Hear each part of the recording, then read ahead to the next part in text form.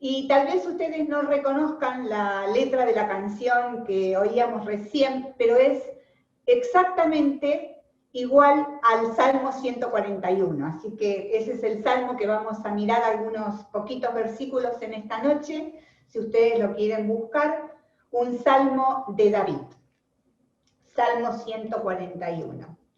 Corría el año, no me acuerdo bien, si 83 o 84, y después de mucho esperar, volví a quedar embarazada.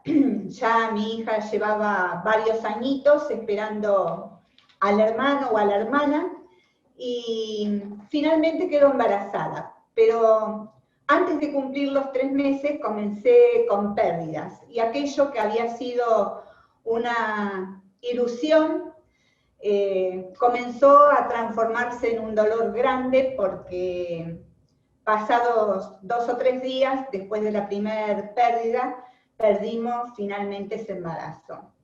Pero fue en esos días entre que me habían dado para aplicarme una inyección como para retenerlo, que Dios me habló a través de un texto muy conocido, que es el Salmo 40:17, ¿no? Y que dice: aunque afligido yo y necesitado, Jehová pensará en mí. Tú eres mi refugio, mi socorro. Dios mío, no te tardes, es lo que dice David. Y quiero invitarlos a mirar este salmo, porque comienza con una idea similar. También dice: oh Señor, a ti clamo, apresúrate a venir a mí. No se sabe muy bien cuál es el contexto de este salmo, pero sí que es un grito de angustia el que está expresando David, ¿no?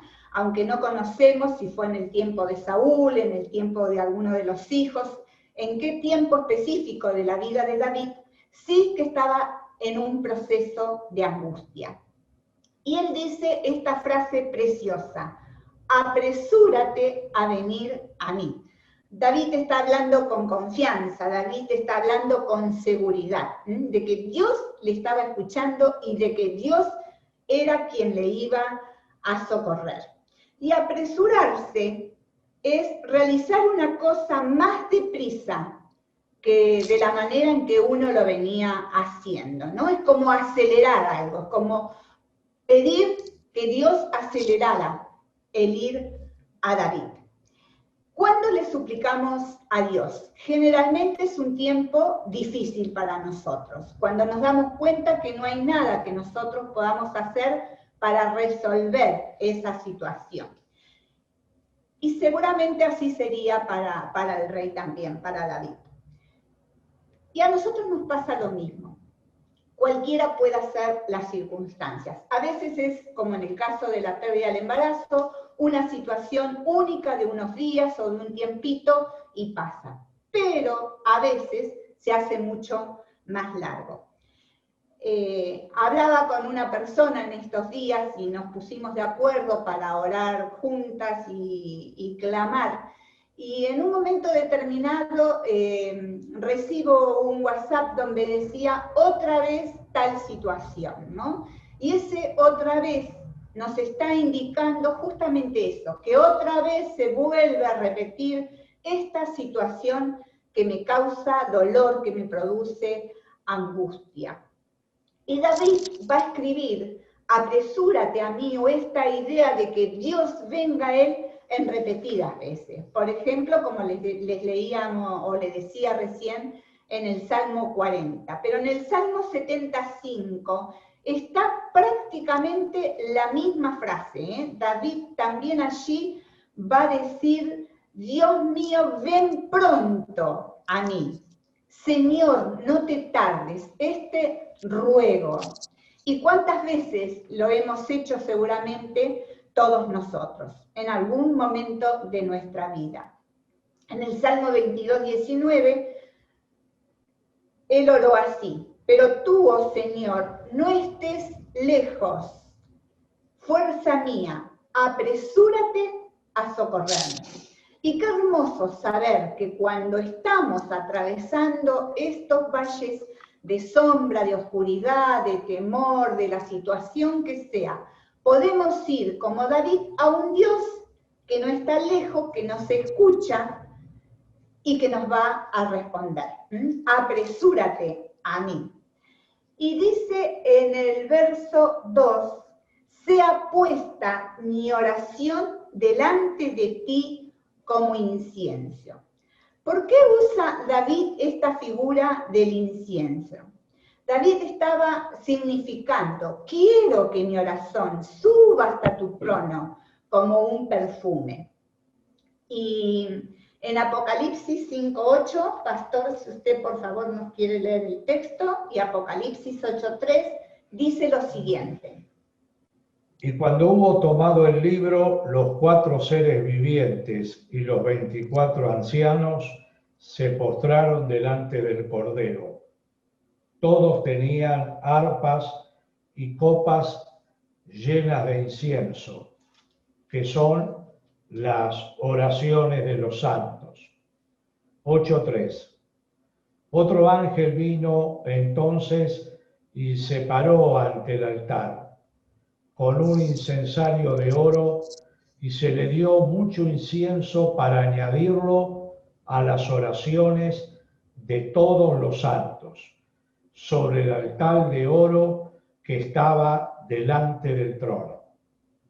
Muy bien, muchas gracias. La oración en la Biblia, o el incienso, mejor dicho, en la Biblia es esta figura de la oración de cada uno de nosotros. Qué hermoso que nuestras oraciones pueden subir así a la presencia de Dios como un perfume. Cuando pensamos en el tabernáculo, vemos que allí había 2 altares, el altar del incienso y también el altar de bronce o el altar del holocausto. Y cuando pensamos en el altar del incienso, donde se quemaba el incienso, lo primero que encontramos es la ubicación de ese altar. Y nos dice la Biblia que el altar del incienso estaba justamente ubicado delante del velo, donde después se entraba al lugar santísimo. Justo antes del lugar santísimo que simbolizaba la presencia de Dios. Cuando nosotros oramos, estamos allí, delante, cercanos a la presencia de Dios. Mateo 6:6, Jesús nos va a decir que busquemos ese lugar secreto, que cerrada la puerta, nosotros clamemos cada día a nuestro Dios. Ahora, ¿cuándo debía el sacerdote quemar el incienso? Es muy interesante que la Biblia nos habla que lo hacía cada mañana, pero también cada atardecer. Esto lo van a encontrar en el libro de Éxodo, en el capítulo 30, todos esos capítulos 28, 29, 30, con las explicaciones de la ubicación, del tamaño que cada uno de estos altares tenía. Y se nos dice que el sacerdote entonces encendía, quemaba este perfume por la mañana y por la tarde. Y David era un hombre de mucha oración, algo que nosotros tenemos que imitar. En el Salmo 55, 17, David dice, mañana, tarde y noche, clamo en medio de mi angustia y el Señor oye mi voz. En el Salmo 119, 147, David escribió, me levanto temprano, antes de que salga el sol. ¿Para qué? A clamar en busca de ayuda y pongo mi esperanza en tus palabras. Qué maravillosa seguridad que tenía David. La misma seguridad que podemos tener cada uno de nosotros.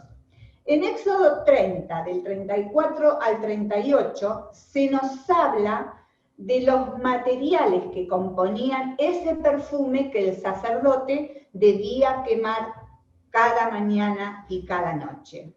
Y estas especias aromáticas eran 4. Yo no conozco, creo que ninguna de ellas. El estacte, la uña aromática, el gálbano y el incienso puro. Lo curioso es que estas especies debían estar en la misma cantidad de peso, o sea, que debía ser equilibrado cada una de estas sustancias. Esto nos habla que también nuestra oración debe tener distintos componentes y de alguna manera ser componentes equilibrados. ¿Qué quiero decir con esto? Que no sea simplemente desde que empezamos hasta que terminamos todo petición. Que en nuestras oraciones pueda haber peticiones que Dios nos dice que pidamos por las cosas que necesitamos, pero también tiene que haber confesión de pecados, tiene que haber gratitud, tiene que haber intercesión por otros, distintos elementos que compongan nuestra oración. No sea solo un pedir y pedir y pedir y retirarnos de la presencia de Dios, sino que tengamos distintos elementos y tiempo para reconocer cuán grande es nuestro Señor. Cuando nosotros miramos los salmos de David, vemos que él tenía clarísimo este concepto. Encontramos salmos de súplica, encontramos salmos de alabanza, encontramos salmos de confesión de los pecados, encontramos salmos donde él intercede por Jerusalén. Toda clase de salmos. Que nuestras oraciones también sean de este modo. Y otra cosa que se nos dice acerca del incienso es que debía ser puro y santo. Puro y santo. De la misma manera que nosotros para orar debemos acercarnos a Dios con un corazón que ya haya confesado en la presencia de Dios nuestros pecados, para poder dirigirnos a Él y que nuestras oraciones sean oídas en el trono de Dios. En el verso 3, David va a decir algo muy interesante. Él dice, Señor, pon guarda a mi boca, vigila la puerta de mis labios. David, de alguna manera, le está pidiendo a Dios que haya una unidad entre su vida y los labios, que no se contradiga lo que él vive con lo que él dice. Y le pide a Dios, hace un pacto con Dios, pon guarda a mi boca. Y esta oración que David hace, este ruego, nos hace pensar en el altar del holocausto. ¿Por qué? Porque en este altar que estaba en el atrio, allí era el altar de los sacrificios, el altar de la confesión de nuestros pecados. Y David ya cada vez que se acercaba a Dios, iba con una conciencia pura. Y él tiene noción de este peligro que él corre. Por eso dice, Señor, pon guarda a mi boca, vigila la puerta de mis labios. El altar del holocausto estaba en el atrio, o sea, cuando uno entraba al tabernáculo, con lo primero que se encontraba era con este altar. Un altar que estaba colocado en el suelo, no en gradas, como estaban construidos los altares paganos. ¿Por qué sin gradas? Justamente porque eran las gradas donde se cometían todo tipo de obscenidades. Entonces Dios hizo un altar diferente para su pueblo, un altar que estuviera en el suelo. Otra característica del altar del holocausto era que debía haber fuego continuo en este altar. Y el sacerdote cada mañana debía ocuparse de colocar la leña para que el fuego nunca se apagara. ¿Cuál era la función que cumplía este altar? justamente esta, la del sacrificio. Allí se colocaban los animales que eran sacrificados y cuya sangre el sacerdote rociaba todo el altar y todo lo que Dios les había mandado.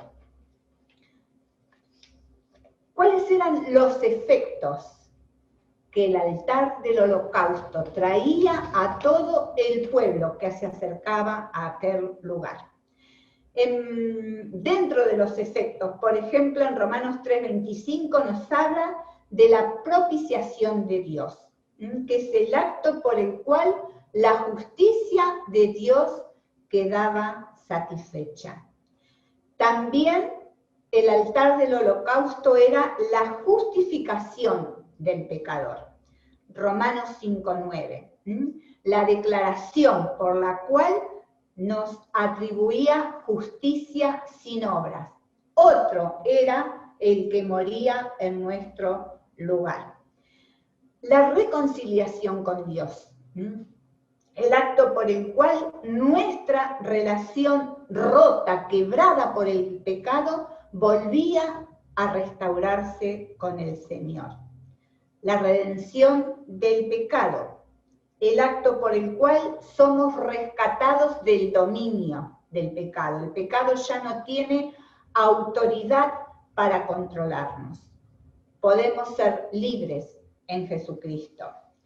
La expiación del pecado, el acto por el cual la culpa de nuestros pecados es anulada.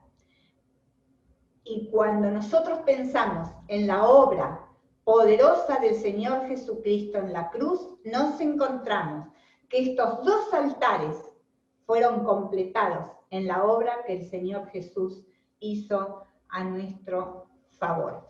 Cuando David va a Dios y le dice, Señor, pon guarda en mi boca. Verso 4, no dejes que mi corazón se incline a nada malo para practicar obras impías con los hombres que hacen iniquidad, y no me dejes comer de sus manjares. David tenía en cuenta la tentación. A veces, cuando los demás nos agreden con palabras o con ofensas, nuestra primera reacción es responder de la misma manera.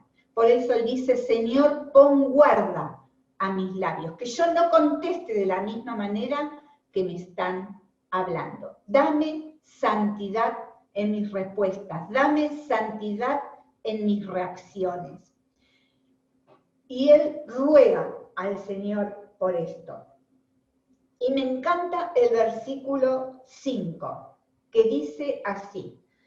La verdad que me llamó tanto la atención que estuve pensando en estos días en este versículo.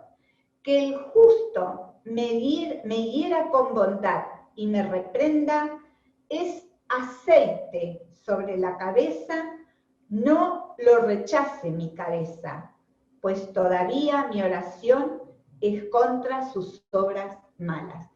¡Qué bendiciones para cada uno de nosotros! Cuando un justo, cuando un hijo de Dios, cuando una persona temerosa de Dios nos hace a nosotros una reprensión, una corrección, nos ayuda en nuestra vida espiritual. Yo recuerdo, y esa corrección puede ser de cualquier tipo, ¿no? Yo me acuerdo cuando recién comenzaba los primeros años de nuestro pastorado, conocí a la mamá de Osvaldo Pascua, que hoy está con nosotros en la iglesia. Y tenía con mi tocaya, porque se llamaba Irma también, una relación muy preciosa.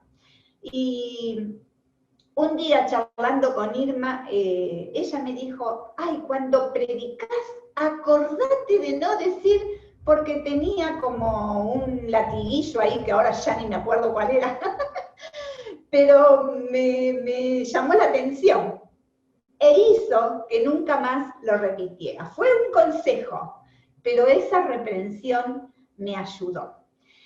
Recordaba en estos días lo que les conté hace poco, de Mabel Bianchi, cuando estando con sus intercesoras, ella les decía, no pidan plaquetas, no pidan que Dios me renueve la sangre, pidan que se haga la perfecta voluntad de Dios. Y corrigió a ese grupo de intercesoras que estaba con ellos.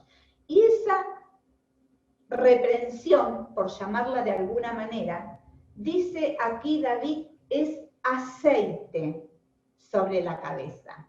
Y me hace pensar en esta idea del Salmo 92, también escrito por David, ¿no? Que Dios pone sobre nuestra cabeza aceite fresco. Es la dirección del Espíritu Santo que está guiando, que está rogando sobre nuestra vida, aquel que intercede así por nosotros, con una corrección, con un consejo. Y qué bueno que es cuando lo hacemos en amor para ayudarnos y bendecirnos los unos a los otros. Y voy a dejar aquí, dejamos la segunda parte del Salmo. Que como David podamos aprender a clamar a Dios, a decirle con esa confianza y con esa seguridad, apresúrate a venir a mí. No sé qué circunstancias difíciles tal vez estemos pasando. Tal vez este no es nuestro tiempo de prueba, pero sí es nuestro tiempo de prueba. Dios está allí, tan cerquita, como solamente una oración, como solamente poder elevar esa oración y Él nos oye.